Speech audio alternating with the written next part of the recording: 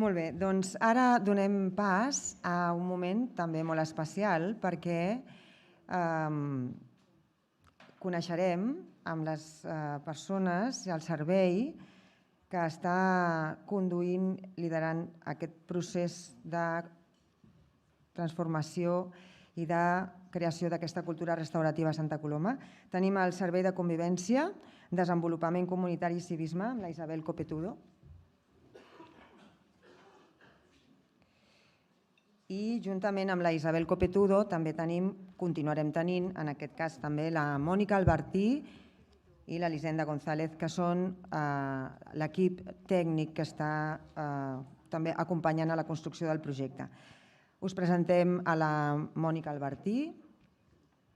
La Mònica és doctora en Educació, és llicenciada en Psicologia, és mediadora, per descomptat, i té un currículum també llarg i potent, especialitzada, que és el que ens interessa molt, molt especialitzada en justícia restaurativa, en els àmbits penal, comunitari i també en l'àmbit escolar. La Mònica ja fa 20 anys que es dedica al desplegament, al desenvolupament de la tasca professional en mediació, en primer lloc, i després en l'enfocament restauratiu global i la cultura restaurativa. També tenim l'Elisenda González, Mònica Albertí, el duo que estan treballant tan intensament ara. L'Elisenda és llicenciada en Pedagogia, càtedra UNESCO de Cultura de Pau, ha fet un treball i una formació específica en facilitació de grups amb enfocament de treball de processos i també, per descomptat, està vinculada al món de l'educació, enfocament restauratiu, en la protecció i el bon tracte de la infància des de diferents àmbits i també amb una trajectòria, totes dues molt llarga, de també fa més de 20 anys. Les dues formen part d'Encercle.cat, són sòcies fundadores també de CURE, que és Cultura Restaurativa.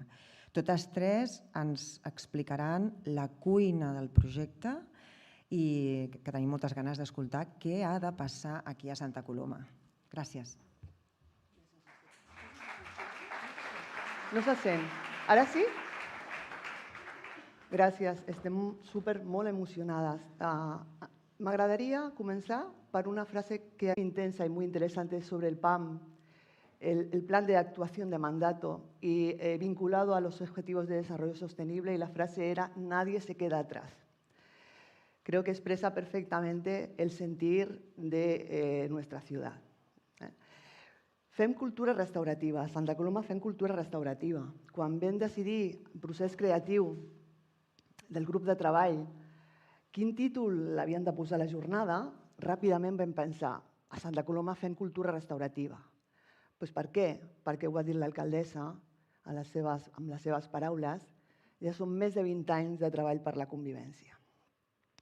Jo no repetiré i a més vull fer un breu recorregut històric perquè les companyes, la Eli i la Mònica, ens explicaran les claus del procés d'implementació de la cultura restaurativa, són les persones que ens acompanyen en aquest viatge, però sí que vull donar 4 dates que expliquen el nostre procés contextualitzadament. L'alcaldessa ha mencionat efectivament el primer punt de partida, que és el 2001, el Pla de Convivència. El Pla de Convivència està fonamentat a la Carta Europea dels Drets Humans de la Ciutat. Només recupero 2 principis del Pla de Convivència. El principi d'igualtat, tan important des de la cultura restaurativa i que Belinda ha mencionat explícitament, i la mediació com a instrument per la construcció de les relacions i la gestió positiva dels conflictes. Això es va començar el 2001. Passo ràpidament perquè faig un viatge ràpid. El 2004-2006 ja teníem consolidades 2 estratègies importantíssimes a Santa Coloma de Gramenet amb 2 equips professionals molt potents. Un, l'equip de mediació, amb 6 persones en aquell moment, ara ja són 10, i la xarxa de transmissió de valors, amb 2 i ara 3, per treballar la dinamització d'una xarxa comunitària amb un compromís per la convivència. En aquest moment la xarxa de valors són més de 400 persones, més de 70 entitats. Torno a fer un repàs ràpid. L'equip de mediació vam començar a fer mediació a l'espai públic, però ràpidament el 2008 incorpora l'espai privat, les comunitats de veïns i veïnes, perquè ens importava molt, era molt important saber què passava a l'espai de la vida quotidiana de les persones, que podíem acompanyar processos que estaven molt relacionats amb les petites coses, però no tan petites perquè tenen un gran impacte i són d'una gran importància en la qualitat de vida de les persones. Des del 2008, per tant, ja incorporem la doble dimensió que tan important serà en el nostre projecte de Fem Cultura Restaurativa, i la Mònica i la Eli ens ho explicaran, que és treballar per interàmbits.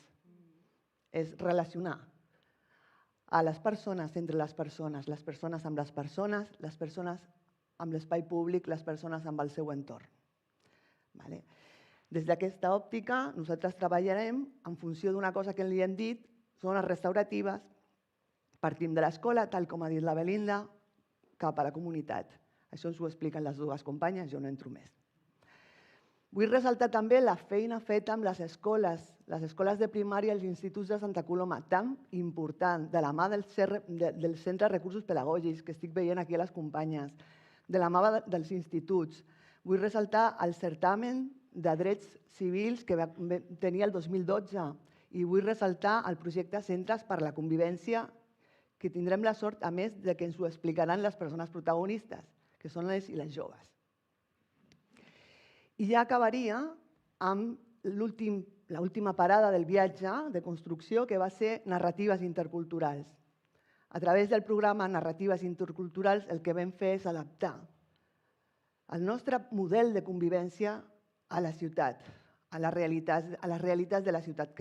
Llegíem el context i dèiem, bueno, ja ho ha dit l'alcaldessa, vam passar del 2004 d'un 2% escassament, amb un 22%, en menys de 10 anys.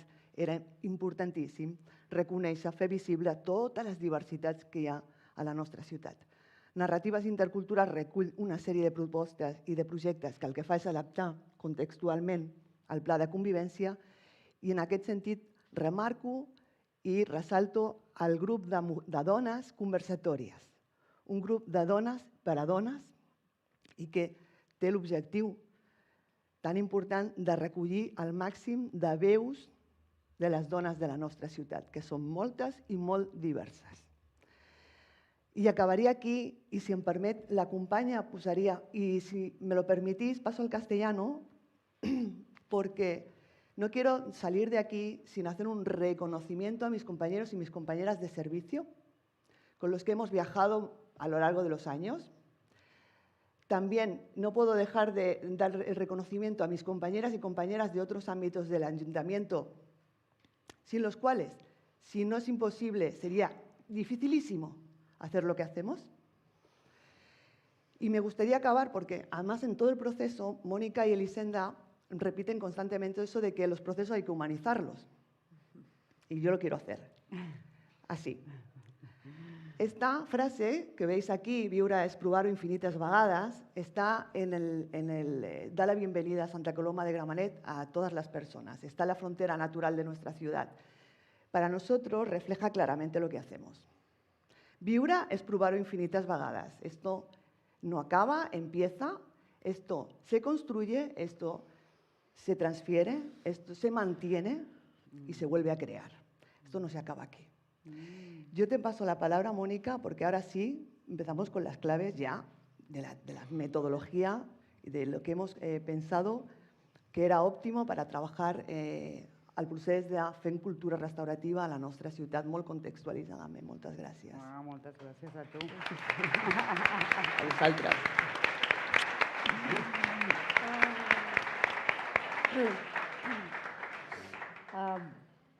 Bueno, jo el primer que vull fer és agrair-te, Isabel, a tot el servei i també l'Ajuntament, per liar-la restaurativament, no? Uau! Això, aquest auditori, no? Tota la feina que hi ha, tu explicaves que heu fet. De fet, quan ens arriba una miqueta la vostra proposta de col·laborar amb vosaltres, pensant-ho i mirant la proposta, dius, clar, és que Santa Coloma ja està construint restaurativa des de fa temps. Potser l'únic que faltava era posar-li nom, no? I potser posar-li un mètode i un model, no?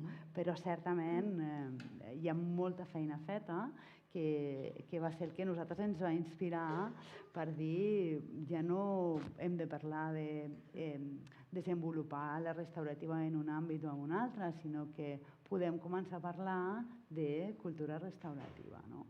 Tot i que són paraules molt grosses aquestes, val? I la cultura restaurativa, òbviament, i com també feia referència a la Belinda, és quelcom que fem diàriament, no? No és una definició conceptual, sinó que és quelcom que fem i que va relacionar amb uns valors. Com hem estructurat nosaltres l'exposició sobre el projecte de suport que hem dissenyat? Doncs jo us explicaré una miqueta el marc conceptual, i jo dic pràctic perquè la restaurativa neix des de la pràctica, després la conceptualitzem, però estan les dues coses. I després entraré a exposar una miqueta el model de canvi. Clar, hi ha d'haver un model de canvi. Estem parlant de canvi de cultura, per tant hi ha d'haver un model al qual hem de seguir perquè això es pugui d'alguna manera consolidar. Jo us explicaré fins la primera part d'aquest model, l'introduiré tot i us explicaré la primera part i després la L m'acompanya, doncs passarà a explicar-vos la segona fase i la tercera fase d'aquest model de canvi i després el Teres, que ens acompanya en el tema de l'avaluació, que a més fa una avaluació restaurativa de tot, que és molt engrescadora, doncs ens explicarà la seva proposta d'avaluació. Llavors, doncs anem a començar.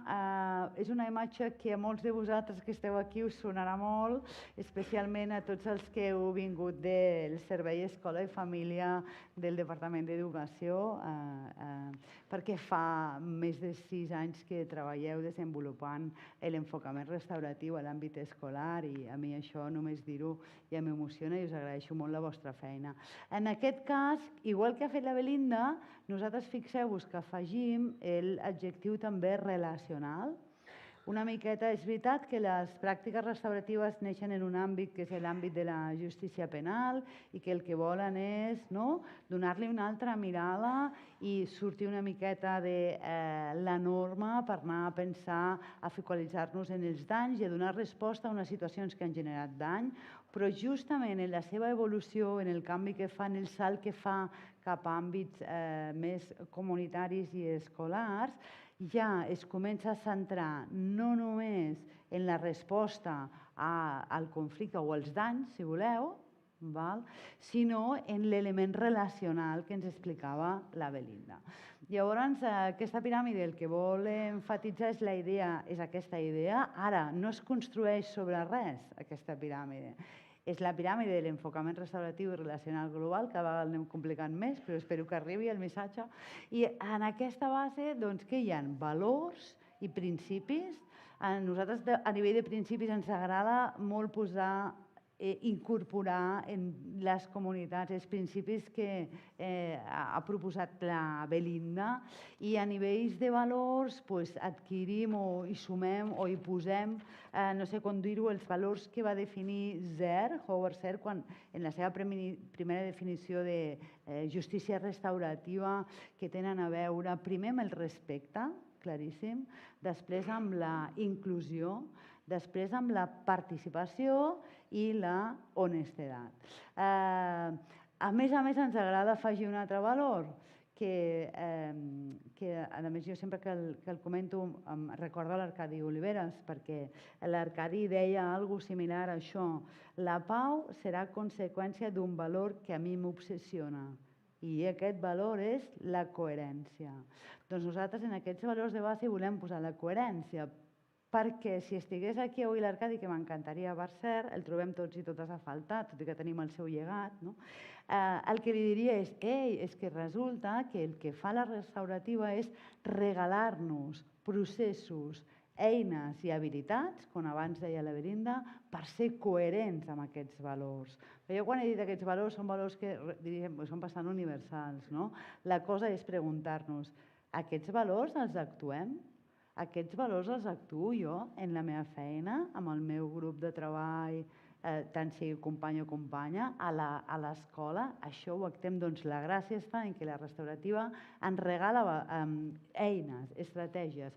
Quines són les eines i estratègies que ens regala? Doncs ens regala eines i metodologies per construir relacions, per generar espais amables, per donar veu a tothom, per fer justícia social, és a dir, estar molt atents a qui agafa normalment les veus i a qui no les tens i poder arribar a donar aquestes veus a través d'una metodologia concreta que és el cercle o el temps de cercle, bueno, hi ha diversos tipus de cercles. Després ens capacita en dues habilitats clau. Una és l'escolta restaurativa que nosaltres agafem del model de la Belinda, gràcies Belinda per fer-ho possible, i també la comunicació no violenta. Clar, habilitant-nos en aquestes capacitant-nos en aquestes habilitats i integrant aquestes metodologies, el que estem fent és treballar la prevenció. Què vol dir? Proveir-nos d'eines per respondre als conflictes de manera no violenta, amb la idea de que els conflictes no es poden prevenir, perquè, com dèiem abans, i ho ha dit també l'alcaldessa, el conflicte és consubstanciar la naturalesa humana. I com deia la Belinda, el que sí que hem d'estar molt atents és a com hi responem. Doncs això és el que treballarem. Vaig anar més ràpid perquè crec que m'estic enrotllant. I no tenim molt temps, perdoneu. I després la idea és que tenim processos informals, el restauratiu ens regala processos informals per poder gestionar les relacions en el dia a dia. Relacions, quan hi ha incidents, quan hi ha conflictes, quan hi ha faltes, quan hi ha violències, microviolències, ara que en aquest espai jo crec que val la pena i ja ens estem alfabetitzant en identificar-les. Però després, a dalt de tot, la idea és que també ens regala processos perquè quan hi ha situacions més greus on hi ha danys, puguem reparar danys i restaurar les situacions. I com una col·lega meu, l'Aida Rodríguez, que està fent molta feina des de la Sindicatura de Greuges, el que diu és que aquests processos de dalt han de fonamentar-se en les 4 R's. Reconeixement, responsabilització, reparació i no reiteració. Aquesta seria la idea. I ara vaig molt ràpid. Això és el que treballarem quan fem, després us explicarà la Eli, les formacions, ens ajudaran a fer el canvi de mirada, tot això, i ho treballarem des d'un model de canvi que té aquestes 3 fases. Hi ha tot el dibuix, no us preocupeu perquè ara anirem passant a poc a poc no perquè no tenim molt temps, però anirem passant per cada una d'aquestes fases.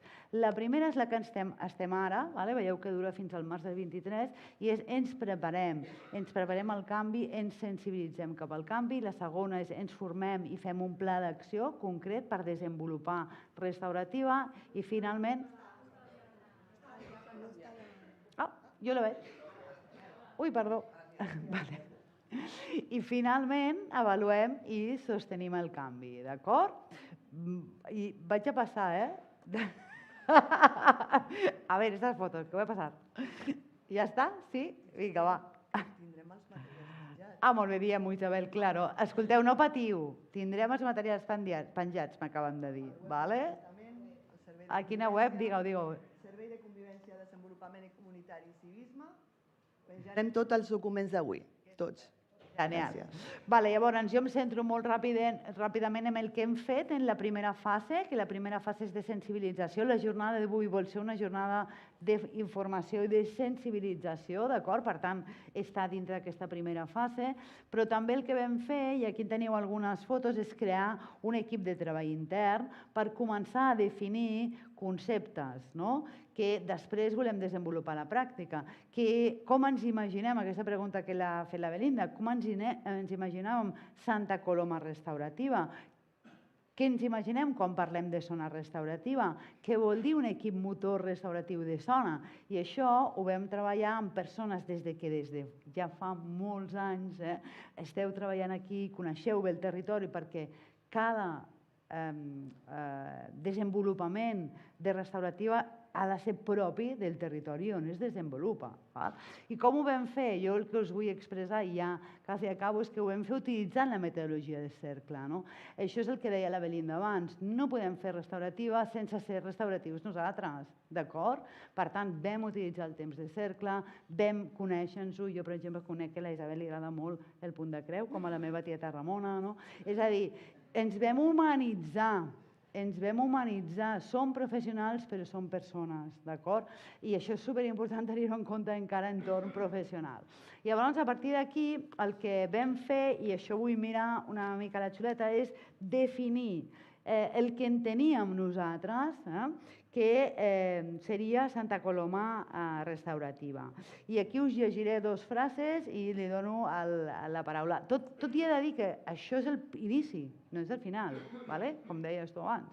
És l'inici, és a dir, que en el camí, i en el camí és fins al març del 24, i no s'acabarà, perquè després, obviament, això haurà d'haver continuïtat, anirem construint tot això, el que és la ciutat, les zones i tot això. Però el que vam parlar, conjuntament a través d'aquests dibuixos i aquests moments supercreatius, vam imaginar Santa Coloma com una ciutat que té a veure amb un espai físic, urbà, polític i relacional que facilita la convivència, on la ciutadania tota, a nivell individual, a nivell organitzat, on les institucions públiques, les institucions privades, adopten la cultura restaurativa com a política social i l'apliquen a la vida quotidiana, posant les persones al centre i també l'entorn natural.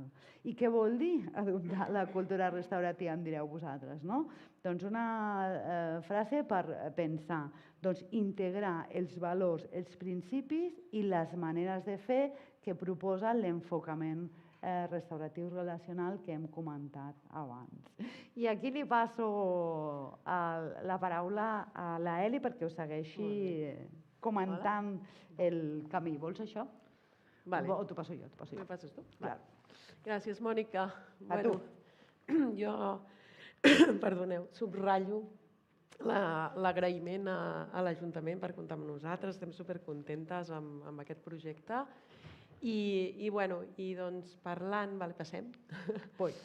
Parlant ja de com ens plantegem aquest treball interàmbit del que estava parlant la Mònica i també la Isabel, és a partir de dos elements claus. També aniré a la xuleta perquè també els hem definit així conjuntament. Un primer element seria el que li anomenem la zona restaurativa, la constitució d'unes zones restauratives, que és un espai territorial i relacional determinat de la ciutat on tots els serveis, persones i professionals es comprometen pel desplegament de la restaurativa. I després un altre element clau serien els equips motor de zona, que són aquelles persones que començaran a impulsar tota la cultura restaurativa des dels seus serveis. Per tant, és un canvi que parteix dels serveis per anar cap a l'espai públic i cap a la ciutadania en general. Altres activitats que estaran passant aquí és la formació i tallers per joves i famílies, que passarà entre el juny i el setembre. Això tindrà més format taller, xerrades, sobretot amb la idea aquesta de donar eines, d'aquesta prevenció també, de donar eines per capacitar-nos per gestionar les nostres relacions d'una altra manera, aprendre la pau, que diem, és una cosa que hem d'aprendre. No en sabem, estem més aviat acostumats a viure i a respondre en les nostres relacions des d'una cultura violenta i, per tant, una miqueta enfocat cap aquí.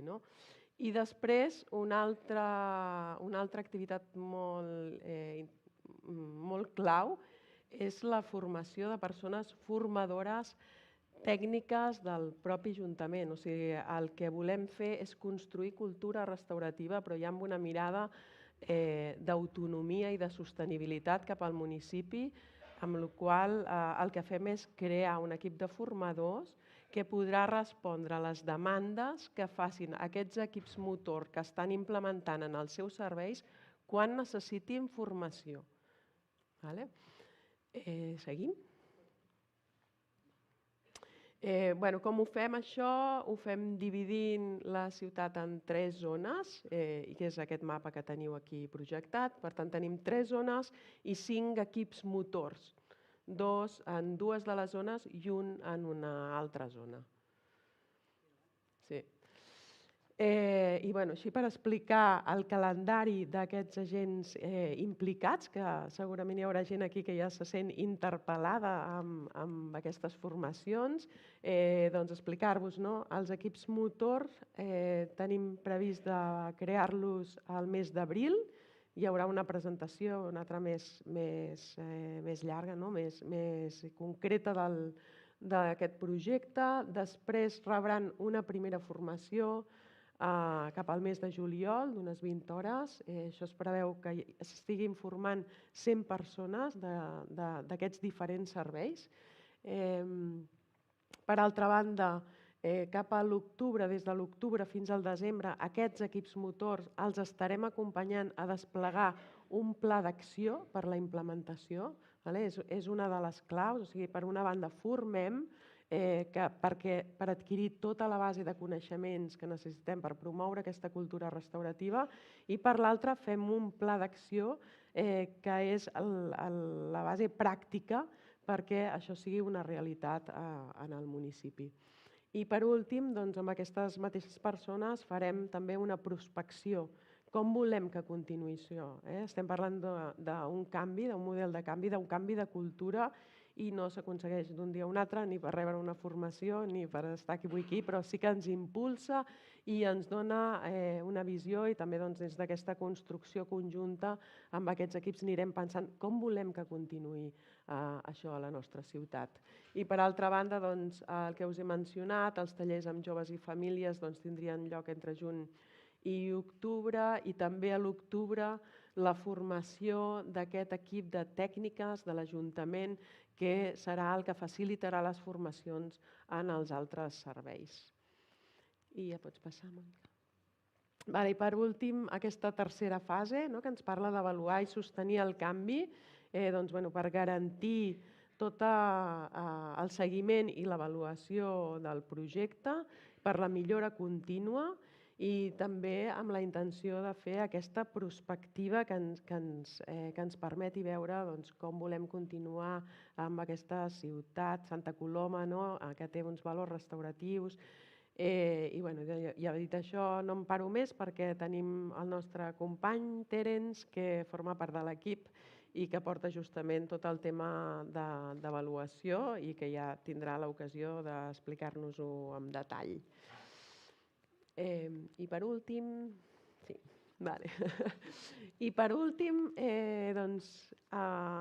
posem aquí a l'abast aquest QR, que el teniu en alguns pòsters penjats. La idea és que si estem aquí, formem part dels equips municipals, dels serveis municipals, d'escoles, de primària, instituts de secundària, de la policia, de les biblioteques, formem part d'algun dels serveis de l'Ajuntament, i estic aquí, m'està engrescant molt tot això que estem explicant, vaig en aquest pòster QR i dic, m'interessa sumar-me a això. Vull formar part d'aquest canvi que està impulsant Santa Coloma.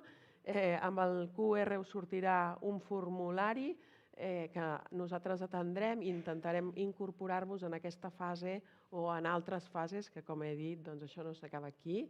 És una aposta i un fer mica en mica i de manera restaurativa i integrada des del primer moment. Així que, molt d'agraïment a tots i totes per haver vingut i per l'escolta, i seguim amb la jornada.